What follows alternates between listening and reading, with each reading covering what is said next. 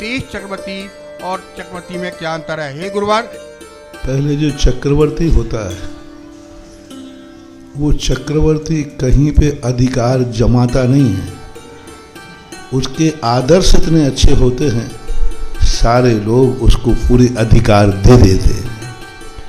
अधिकार लेना और अधिकार मिलने में बहुत अंतर होता है। चक्रवर्ती मात जब शांतिनाथ भगवान ने चक्रवर्ती बन के विहार किया, वो कहीं नहीं गए, सारे राजा उनके चरणों में समर्पित होते गए और अवभाग मानते रहे कि हमारा धन है जीवन कि हम आपके अंडर में राज्य करेंगे।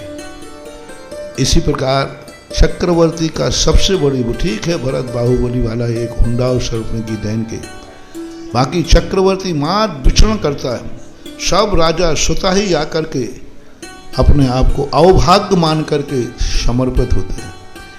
इसी प्रकार मैंने किसी तीर्थ पर अधिकार नहीं जमाया, सारे दुनिया की तीर्थ कमेटियां मुझे अधिकार देती नहीं, मैं क्या करूं?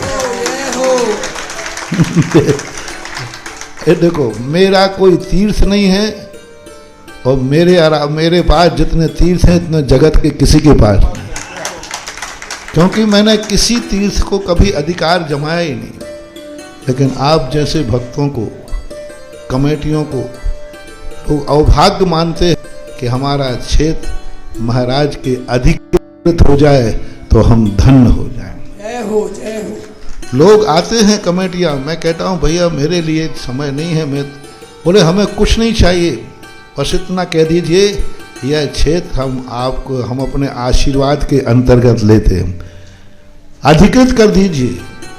लोगों को आज वो होने लगा कि बस आप तो इतना कह दीजिए ये क्षेत्र मेरे अधिकृत है, मेरे आशीर्वाद से है। तो मैंने कहा मेरा अधिकार तो आप कुछ नहीं करना, आपका हमें नाम चाहिए जिससे हमारा बेड़ा पार हो जाएगा। आज नाम चाहिए कि इस क्षेत्र पर महाराज जी का आशीर्वाद है। लोग कहने लगे कि हमें कुछ नहीं, मैंने कहा भाई ना मैं कभी आ पाऊंगा, पैदल यात्री हूँ, मैं कहाँ जाऊंगा, इतना समय कहाँ है, इतनी दूरी होती है।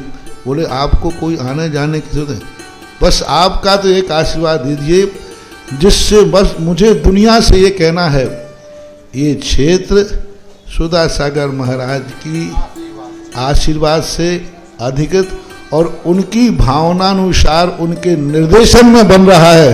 बस मन के इससे क्या होगा, अरे महाराज इससे आपकी बहुत सियार है, बस इतने में हम कमाल कर लेंगे। हैं टीआरपी है, क्या बोलते हैं टीआरपी। पर आप पर इतना सा हमें अधिकार दे दीजिए, क्या हम ये बोल सकते हैं?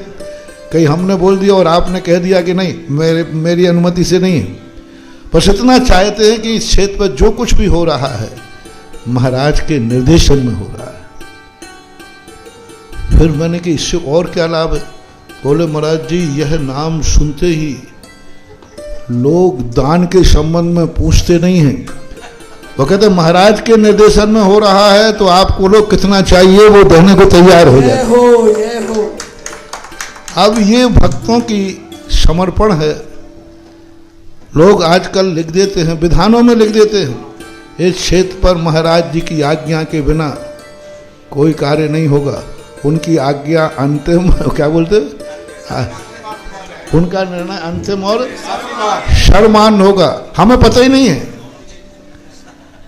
मैंने कहीं लिखवाया नहीं, लेकिन फिर भी लोग लिख रहे हैं, फिर भी लोग कह रहे हैं कि नहीं मुझे तो अवभाग्य है, फिर भी आशीर्वाद लिख देते हैं, फिर भी ये निर्णय लिख देते हैं कि नहीं हमारे यहाँ कोई भी एक पत्ता भी हिलेगा तो महाराज की अनुमति के बिना नहीं हिलेगा। अब भक्त यदि ऐसा समर्पण करें तो बताओ सांसद जी मैं क्या करूं?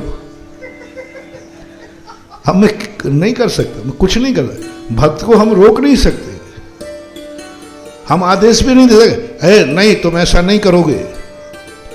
ये अधिकार सूरज को भी नहीं है तो हम साधुओं को भी नहीं है।